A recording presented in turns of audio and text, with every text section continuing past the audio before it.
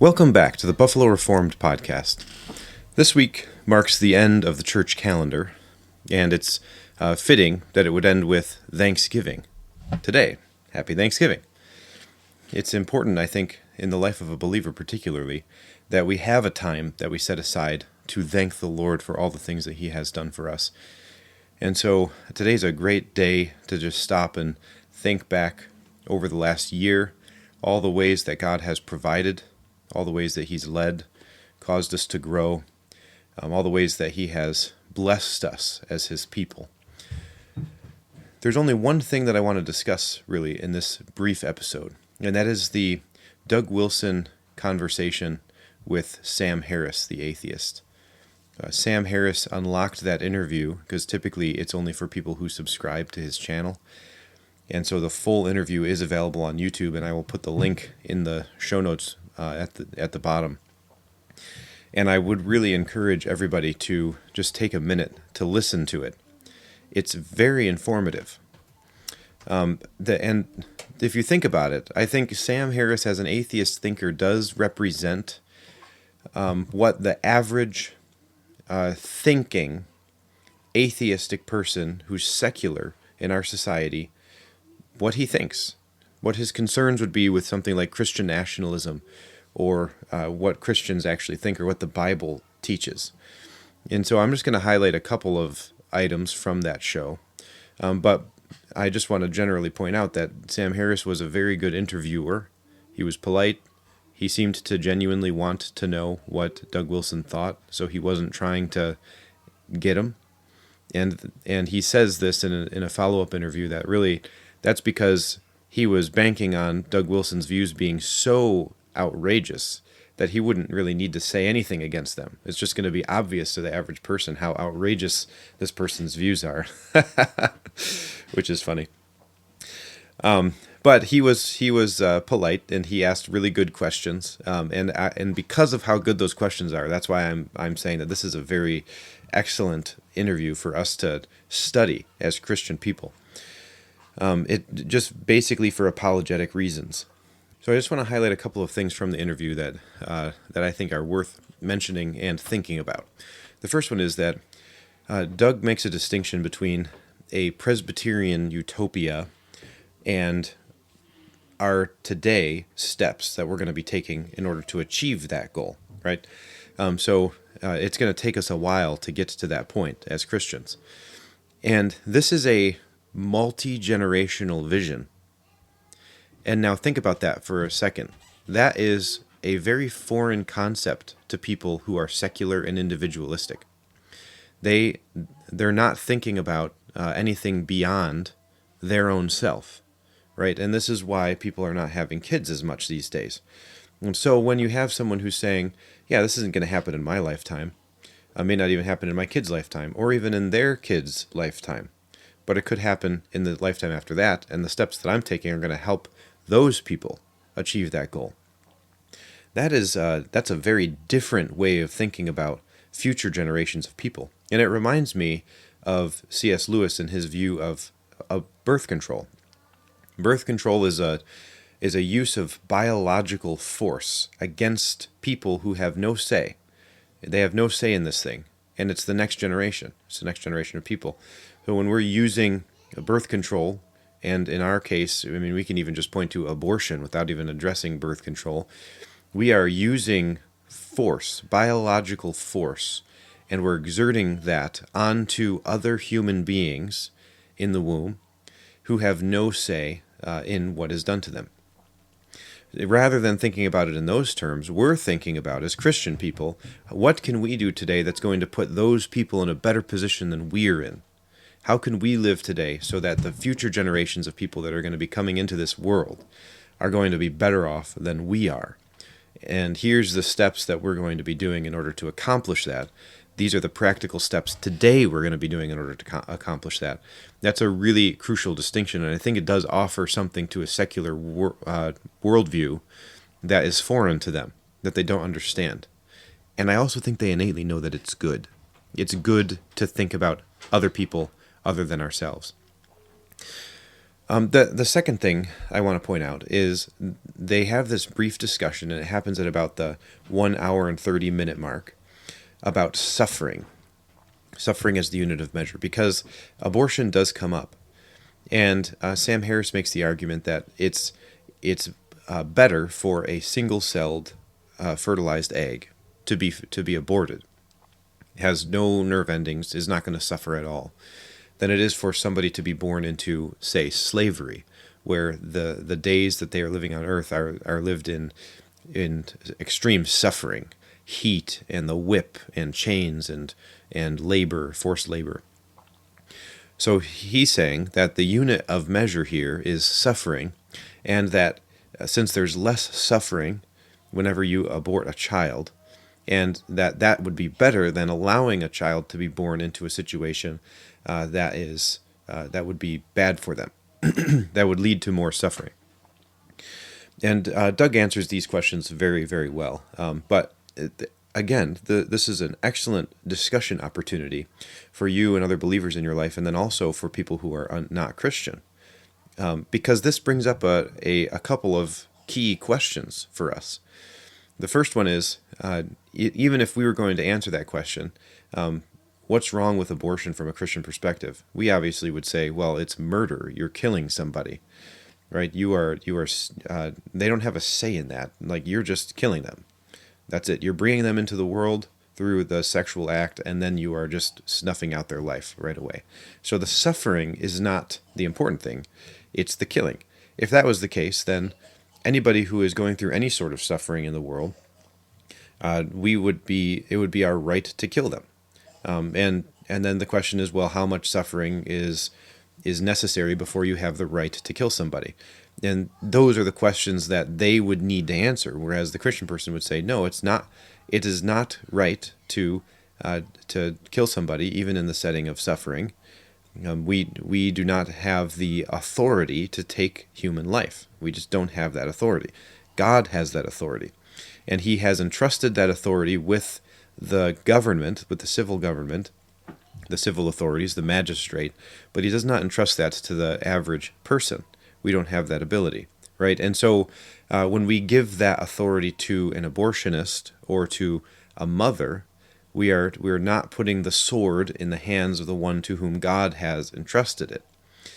So for the Christian, we can answer that question that way. But secondly, even from a liberal perspective, and when I say liberal, I mean from a liberal social order, we're talking about our nation is founded on the right to life, liberty, and the pursuit of happiness. And so if you're saying that everybody has the right to life, but those people who are born in America, they're conceived in America, they're conceived in our land, in our liberal society, these people who are conceived in our liberal society do not have a right to life. They don't have a say in that. We're allowed to use biological force against them simply because they don't have vocal cords, simply because they don't have a fully developed human body. Because of all those things, then we're allowed to deny them the right to life, liberty, and the pursuit of happiness. So that argument with regard to suffering falls on its face in those two areas. But then it leads to another interesting question. This question about suffering and abortion led Doug Wilson to say, well, suffering is not the unit of measure. He said, if suffering was the unit of measure, then I would agree with you. So then this leads to the next interesting question, which Sam asks, which is, well, if suffering is not the unit of measure, then what's wrong with going to hell? What's wrong with hell apart from the suffering? And that question really made me stop and think for a little bit, because that is a good question. And I'm wondering if we as Christians are prepared to answer that question. And there's a number of philosophical reasons that we could get into why it's such a good question. And I don't want to bog this short episode down with a lot of those musings. But if I were to just flip the question once and say this, what's good about heaven other than the pleasure? Right? What's wrong about hell other than the pain? What's good about heaven other than the pleasure?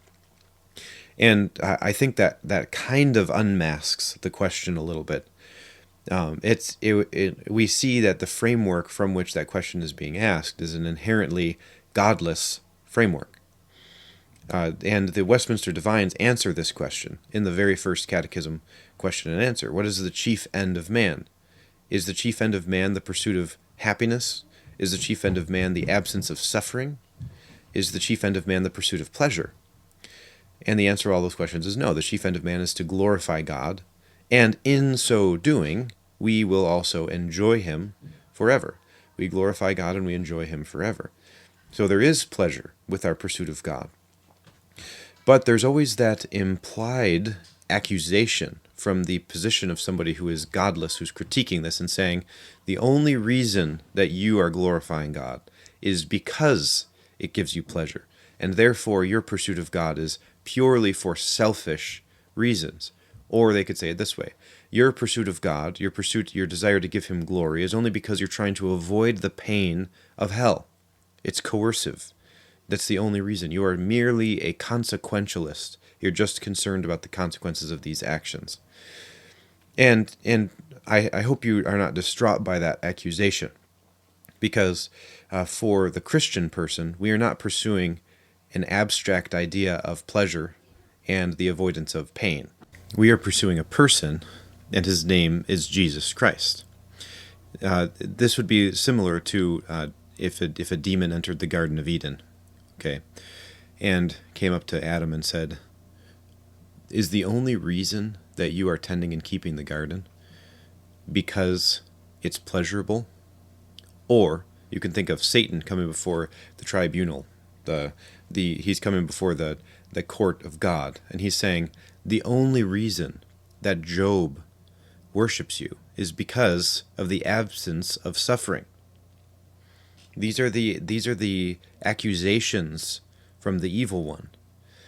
And you can think, if somebody's looking at a relationship that you have with somebody, and they think, I would never want to have a relationship with that person, then their next thought would be, well, the only reason they must have a relationship with that person is because it gives them something. They get something out of it. That's the only reason. That's the only thing that they can fathom. Whereas for us, as Christian people, we do seek the glory of God. That's the unit of measure for us. We're seeking the glory of God. Why? Because we love Jesus. Because we love our God. He's all that we have in heaven and on earth, it says in the Psalms. We don't desire anything else. Our flesh and our heart fail, but God is the strength of our heart and our portion forever.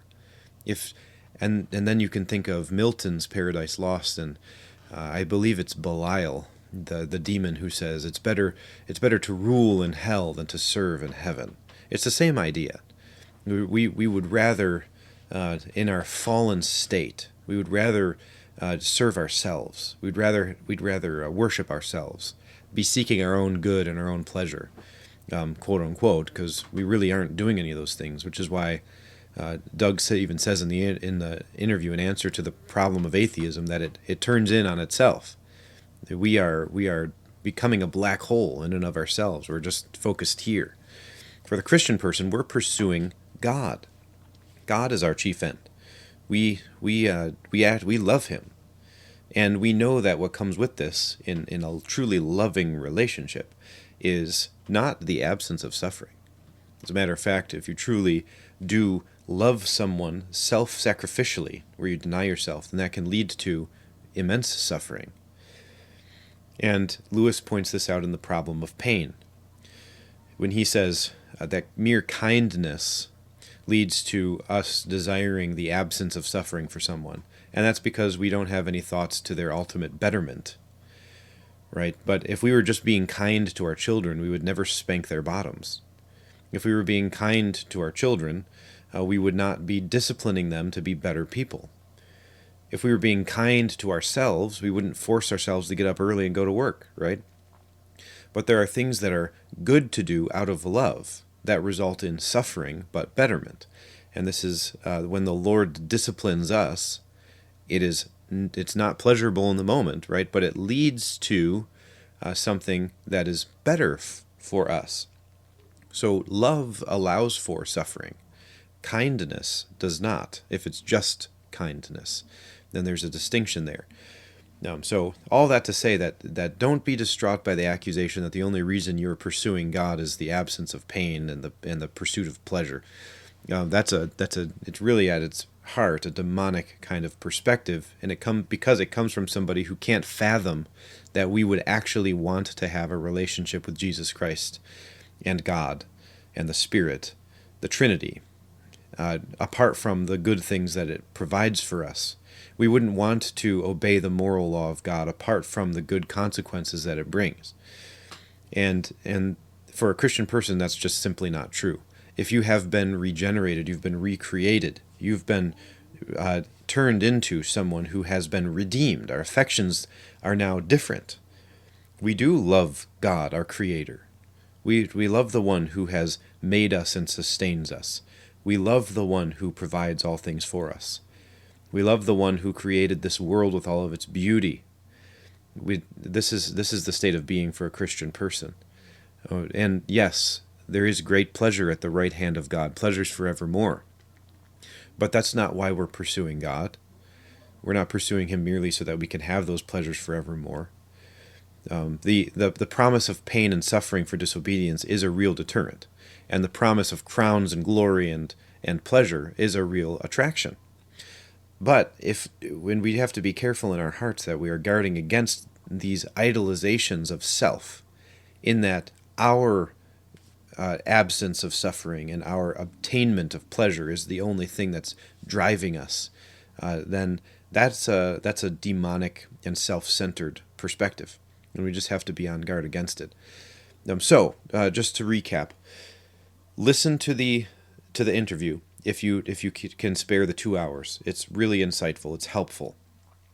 Listen for the discussion about abortion and how the secular mind thinks about just how they justify that as being less suffering than allowing a child to be born into a situation that would result in greater suffering. And then Doug's answer to that is suffering not being the unit of measure for a Christian person. And then the question, well, if suffering's not the unit of measure, then what's wrong with going to hell? And our response to that, what's wrong with going to hell, is as Doug says, it's the condition that warrants it. That's what's wrong with going to hell. Being in the condition that warrants going to hell is the problem. And there's so much more that could be said about this.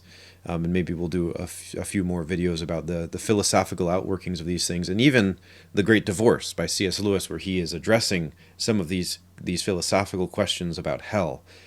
It's a really good read. But take some time, listen to this. What do we have coming up? Well, today is Thanksgiving, so let's give thanks to God today. Let's spend time with our family. But Advent begins on Sunday. This is the beginning of the next church calendar year. We will be having our next Erie County gathering on this coming Sunday, or the Sunday after this, December 7th. And I'm hoping to do some Christmas-themed poetry. We'll be Christmas caroling as a church in Warsaw, New York on December 12th. And then we'll be walking around to a few houses in that area, and then hopefully be meeting at the church for some cookies and some singing together as a church. We'll have a Christmas Eve service, and the details of that will be sent out separately. And then remember that Christmas lasts for 12 days, and then at the end of that you have the Feast of Epiphany, and we are going to have an Epiphany feast this year. So mark your calendars. Well, keep your eyes peeled for that, because that's not set in stone as to when yet. So these are the things to keep in mind. I hope you've enjoyed this episode of the Buffalo Reformed podcast.